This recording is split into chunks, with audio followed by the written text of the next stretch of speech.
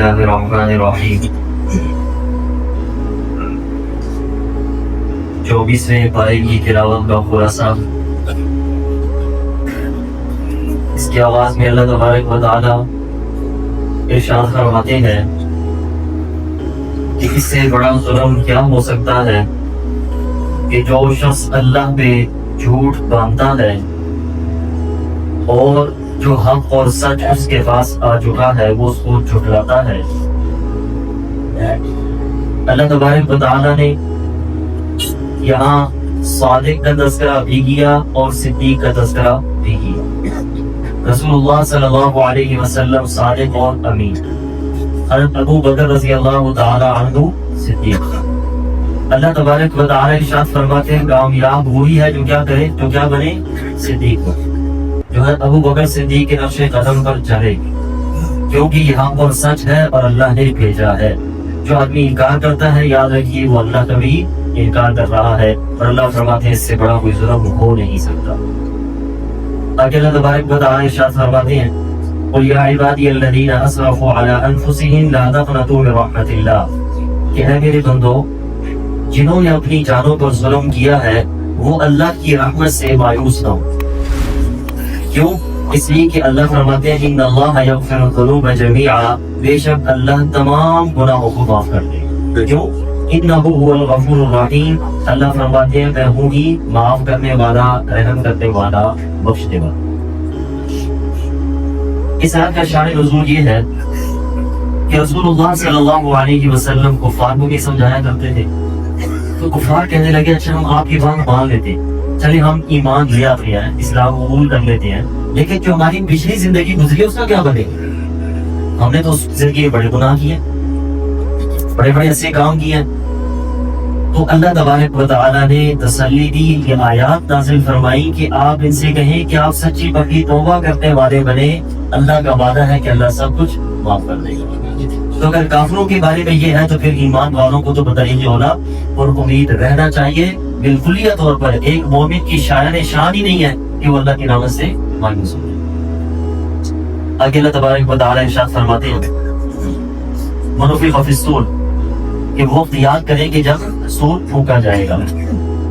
याद रखिए सूर फूंका जाएगा। अल्लाह तबारक व तआला इरशाद फरमाते हैं कि जो भी आसमानों और जमीनों में है सब पे मौतदारी हो जाएगी इल्ला मन शाअ अल्लाह, अल्लाह फरमाते हैं मगर वो जिनको अल्लाह चाहे। इस आयत में पता चलता है कि कुछ लोग ऐसे भी हैं उस वक्त कि जिन पर अभी मौत वाक़ई नहीं होगी। तो वो कौन है? हज़रत जिब्राइल अमीन, हज़रत इज़राइल, हज़रत इसराफील, मलकुल मौत। अल्लाह तबारक व तआला उसके बाद फिर इन पर भी मौतदारी करेंगे।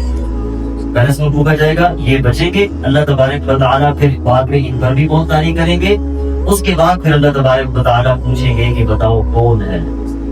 अल्लाह फरमाते हैं कुल्लु मन अलैहा फ़ान व यबक़ा वजहु रब्बिका ज़ुल जलाली वल इकराम, कि सिर्फ अल्लाह की ज़ात इस वक्त बाकी रहेगी। आगे अल्लाह तबारक व तआला ने एक बैत खाने का तज़किरा किया और एक मेहमान खाने का तज़किरा किया। अल्लाह फरमाते हैं वसीक़ल्लज़ीना कफ़रू इला जहन्नम ज़ुमरा, कि जो काफिर हैं उनको रोज़े क़यामत जहन्नम की तरफ करोड़ दर करोड़ उनको खींच के लाया जाएगा। और जब वो आएंगे तो दरवाजों को खोला जाएगा और उनको अंदर दाखिल करके दरवाजों को बंद कर दिया जाएगा। और कैद खाना ऐसे ही होता है, उसका दरवाजा पहले बंद होता है, मुजरिम को दाखिल किया जाता है, फिर दरवाजा बंद कर दिया जाता है। इस टाइप का जिक्र है। आगे अल्लाह फरमाते हैं वसीक़ल्लज़ीना तक़व रब्बहुम इलल जन्नति ज़ुमरा, कि जो मुत्तकी थे, जो मोमिन थे, ईमान लाए, अल्लाह फरमाते हैं उनको प्रोटोकॉल के साथ, शान और शौकत के साथ जन्नत की तरफ लेकर जाया जाएगा और दरवाजे खुले होंगे और उनको कहा जाएगा इसमें दाखिल हो जाओ। और अल्लाह फरमाते हैं कि फरिश्ते कहेंगे सलामुन अलैकुम, तुम्हें सलाम हो, तिब्तुम फदखुलूहा खालिदीन, आज तुम खुश हो जाओ इसलिए कि अब तुम हमेशा हमेशा के लिए जन्नत में दाखिल हो चुके।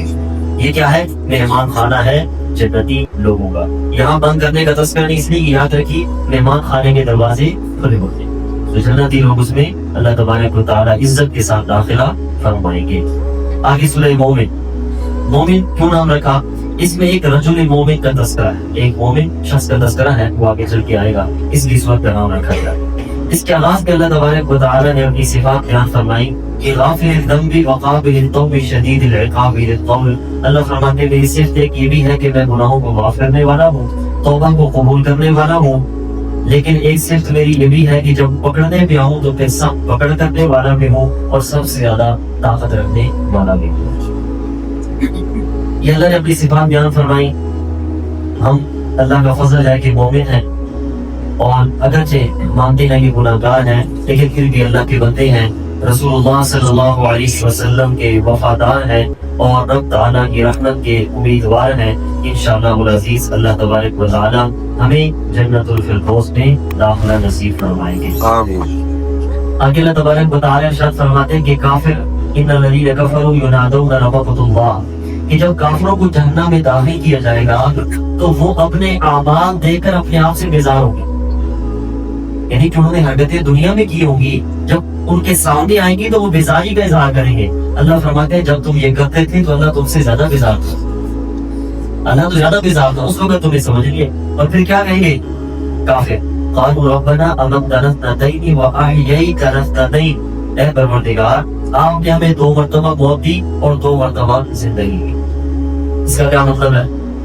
ایک تو موت انسان کے پیدا ہونے سے پہلے, پھر اس کے بعد زندگی, پھر موت, اور پھر آخرتی زندگی. یہ 2 موتیں اور 2 زندگی. وہ کہیں گے یا اللہ جب آپ نے اتنا کر دیا تو ہمیں پھر موقع دیں, ہمیں پھر موقع دیں 5ویں مرتبہ کہ ہم اب آپ کی فرما برداری کریں گے. اللہ تبارک و تعالی ارشاد فرمائیں گے کہ اب کوئی راستہ نہیں, اب راستے سارے بند ہو چکے اور ختم ہو چکے. آگے اللہ تبارک و تعالی رجل مومن کا تذکرہ فرماتے ہیں. اللہ فرماتے ہیں من آل فرعون, یہ آل فرعون سے تھا, اور آگے یکتم ایمانہ, اپنے ایمان کو چھپائے ہوئے. فرعون کے قبیل سے تھا لیکن تھا مومن تھا, اپنے ایمان کو چھپائے ہوئے تھا. اب ہوا یہ کہ جب انہوں نے فیصلہ کیا موسیٰ علیہ السلام کو قتل کرنے کا, کہتے ہیں نا خیر خواہی فطرتی چیز ہے, وہ باہر آ جایا کرتی ہے. جب انسان کسی کا خیر خواہ ہو, جس سے پیار ہو, محبت ہو, تو محبت باہر آ جایا کرتی ہے, وہ چھپاتے بھی چھپتی نہیں ہے. تو وہ شخص بول اٹھا, کہنے لگا کہ بھئی تم ایسے شخص کو قتل کرتے ہو جس کا قصور یہ ہے کہ وہ کہتا ہے ربی اللہ میرا رب اللہ. یہ کوئی بات ہے قتل کرنے والی؟ اور پھر وقت جاؤ تم بالبینات من ربکم, اپنے رب کی طرف سے تمہارے پاس واضح نشانیاں بھی لے کر آیا. تو کتنے افسوس کی بات ہے کہ تم اس شخص کو قتل کرنے کے در پہ آؤ. اس سے معلوم ہوا کہ نیک لوگ اللہ تبارک و تعالیٰ کے ہاں کیا مقام اور درجہ رکھتے ہیں کہ اللہ تبارک و تعالیٰ اپنے پاک کلام کے اندر ان کا تذکرہ بھی فرماتے ہیں. آگے اللہ تبارک و تعالیٰ ارشاد فرماتے ہیں کہ انسان اپنی پیدائش پہ غور کرے کہ اللہ تبارک و تعالیٰ نے اسے کیسے پیدا کیے, اور پھر انسان اپنے اندر غور کرے کہ اللہ نے جو ایک انسان کے اندر یہ رگوں کا جال بچھایا ہوگا. آپ سوچ سکتے ہیں ایک انسان کے اندر رگوں کا کتنا بڑا جال ہے, یہ کیسے کام کرنا. تو اللہ تبارک و تعالیٰ ارشاد فرماتا ہے کہ انسان اپنے اندر صرف غور کر لے نا, اسے اللہ سمجھ آئے, اسے اللہ یاد آ جائے, اور وہ کبھی سوچے بھی نہ کہ میں اللہ کی نافرمانی کروں. وہ سجدے میں پڑ جائے, لیکن انسان اور تو کرے, اللہ نے کتنی چیزیں رکھی. آگے اللہ تبارک و تعالیٰ سورہ حامیم سجدہ, اس کی پہلی آیت کے اندر ہے حامیم, اس لیے حامیم کہا گیا. پھر آگے سجدہ کی آیت ہے, اس لیے اس کا نام رکھا گیا حامیم سجدہ. حروف مقطعات سے آغاز شروع میں اللہ تبارک و تعالیٰ ارشاد فرماتے ہیں کہ یہ قرآن اللہ کی کتاب ہے, اور اللہ نے اسے کھول کھول کر اس کی آیات کو بیان فرمایا ہے. یہاں ایک تذکرہ ہے ابو الولید قطوہ, ایک کافر تھا بہت بڑا. وہ رسول اللہ صلی اللہ علیہ وسلم کے پاس آئے, کہنے لگا کہ آپ کیا چاہتے ہیں؟ اگر آپ کو مال و دولت چاہیے وہ مل جائے, اگر آپ حکومت کرنا چاہیں ہم آپ کو وہ دیں, آپ بتائیں کیا چاہیں. اور نعوذ باللہ کہنے لگا کہ اگر بالفرض آپ کچھ بھی نہیں چاہتے تو پھر یہ کس راستے پر چل پڑے, تو پھر اگر کوئی علاج کی ضرورت ہے ہم وہ کروا دیتے ہیں. تو رسول اللہ صلی اللہ علیہ وسلم نے ارشاد فرمایا آپ رکیے, تلاوت سنیے. رسول اللہ صلی اللہ علیہ وسلم نے ان آیات کی تلاوت کی تو کچھ دیر کے بعد وہ کہنے لگا کہ تلاوت بس کر دیجیے, مجھے لگتا ہے کہ میرا دل تھم جائے گا, مجھے لگتا ہے کہ کہیں نافرمانی کی وجہ سے ابھی میرے اوپر اللہ کا عذاب نہ آ جائے. فوراً اٹھ کے بھاگا, اپنی قوم کے پاس گیا اور کہنے لگا کہ میں کلام سننے کے بعد اس نتیجے تک پہنچا ہوں کہ حضور علیہ السلام کو ان کے ہاتھ پہ چھوڑ دیا تھا، ان کو کچھ نہ کہا۔ اس سے معلوم ہوا کہ قرآن کیا تاثیر ہے۔ قرآن کی آیات اگر قرآن کو صحیح انداز میں پڑھا جائے، اس کے آداب کا خیال رکھا جائے، تو یقین جانیے قرآن آج بھی پر تاثیر ہے، وہی تاثیر ہے کہ اس وقت جب کافروں پر اتنی تاثیر ظاہر ہو رہی ہے تو ایمان والے تو محبت سے شوق سے سنتے ہیں نا، تو اتنی تاثیر۔ اور پھر یہاں ایک جملہ اللہ تبارک و تعالی ارشاد فرماتے ہیں وَاسْتَغْفِرْ لِذَنبِكَ، کہ میرے محبوب آپ اپنے گناہوں کے لیے کیا کریں؟ مغفرت طلب کریں۔ اب یہاں سوال پیدا ہوتا ہے کہ حضور علیہ السلام تو معصوم ہے، معصوم کا مطلب یہ ہے کہ گناہوں سے کیا ہے؟ پاک اور صاف، اللہ فیصلہ کر چکے ہیں، پھر اس کا کیا مطلب ہے کہ آپ گناہوں سے معافی مانگیں؟ اور پھر ایک ذہن میں رکھیے کہ حضور علیہ السلام تو معالج تھے گناہ کے، آپ کا علاج کرنے والے تھے نا گناہ کے، لوگوں کے گناہ ان کو بچانے والے تھے۔ تو اگر معالج ہوا، اس کے اندر اگر کوئی نقص پیدا ہو جائے تو کیسے علاج کر سکتا ہے؟ اس کا علاج کیسے مکمل ہو سکتا ہے کہ معالج کے اندر نقص پیدا ہو جائے؟ تو اس کا سوال یاد رکھیے، جواب اس کا کہ رسول اللہ صلی اللہ علیہ وسلم معصوم، آپ گناہوں سے کیا ہے؟ پاک ہے، بالکل ایسے ہے۔ رہی یہ بات کہ جہاں حضور علیہ السلام کو استغفار کا کہا گیا، وہ در حقیقت درجات کی بلندی کے لیے تھا، حقیقت میں گناہوں کے لیے نہیں تھا بلکہ اور بلندی کے لیے تھا۔ اور در حقیقت یہ حکم ہے امت کو، ہمیں حکم ہے کہ ہم کیا کریں؟ گناہوں سے کیا کریں؟ استغفار کریں، معافی طلب کریں۔ آگے اللہ تبارک و تعالی ارشاد فرماتے ہیں ان الذین قالوا ربنا اللہ ثم استقاموا، کہ جنہوں نے کہا ہمارا رب اللہ ہے اور پھر اس پر استقامت کے ساتھ چلتے رہے۔ اللہ فرماتے ہیں تتنزل علیہم الملائکہ، کہ جب وہ روز قیامت آئیں گے تو فرشتے ان پر نازل ہوں گے اور ان کو کہیں گے لا تخافوا، آج نہ کوئی خوف تمہارے اوپر اور نہ تم کوئی غم کرو، وابشروا بالجنۃ التي کنتم توعدون، تمہیں مبارک ہو کہ جس کا اللہ دنیا میں تم سے وعدہ کر رہا تھا آج تمہارے سامنے ہے، تمہیں مل چکا۔ اور وہ کہیں گے نحن اولیاؤکم فی الحیات الدنیا وفی الآخرہ، ہم تمہارے دوست ہیں۔ فرشتے کیا کہیں گے؟ ہم تمہارے دوست تھے دنیا میں بھی اور آج بھی۔ اور یہ حقیقت ہے، میں پہلے بھی عرض کر چکا کہ آپ قرآن کی تلاوت کرتے ہیں، فرشتے سنتے ہیں، ہم اللہ کی عبادت کرتے ہیں، دعا مانگتے ہیں، فرشتے یقین کرتے ہیں۔ تو نیک لوگوں کے فرشتے دوست ہیں دنیا کے اندر بھی، آج بھی امکان ہے۔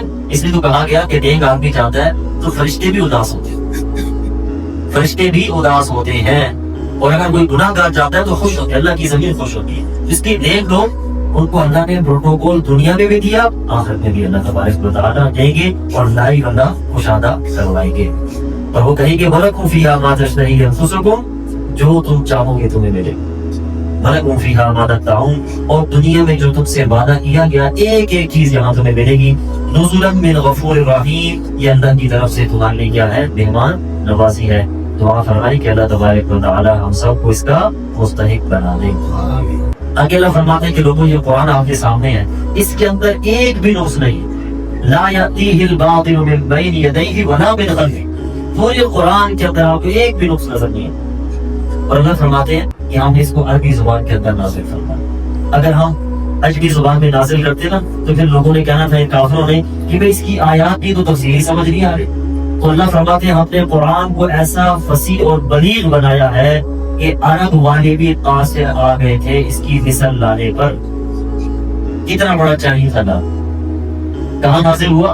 عرب کے لوگوں کے سامنے آیا جو عرب کے اندر فصاحت اور بلاغت کا بہت بڑا ملکہ رکھتے تھے، ان کو ناز تھا عربی فصاحت اور بلاغت کے اوپر، لیکن قرآن کی ایسی فصاحت تھی، ایسی بلاغت تھی کہ وہ بھی قاصر رہا۔ قرآن نے چیلنج دیا اللہ کہ بھئی اگر آپ چاہتے ہیں نا، آپ کہتے ہیں کہ بھئی یہ قرآن اللہ کی وحی نہیں، تو پھر اس جیسی ایک صورت لے چند آیات لے آؤ، لیکن اس کا مقابلہ نہیں کر سکتے۔ تو اللہ تبارک و تعالی ارشاد فرماتے ہیں ایمان والے اطمینان رکھیں، اللہ فرماتے ہیں جو بھی ایمان رکھے گا یہ قرآن اس کے لیے شفا، ہدایت بھی ہے، شفا بھی۔ اور یہ حقیقت ہے کہ جب قرآن کی تلاوت کی جائے تو روحانیت سے بھی، اس کو بھی روحانی بیماریوں سے بھی شفا ملتی ہے اور جسمانی بیماریوں سے بھی اللہ شفا عطا فرماتی ہے۔ اللہ تبارک و تعالی ہمیں عمل کرنے کی توفیق عطا فرمائے۔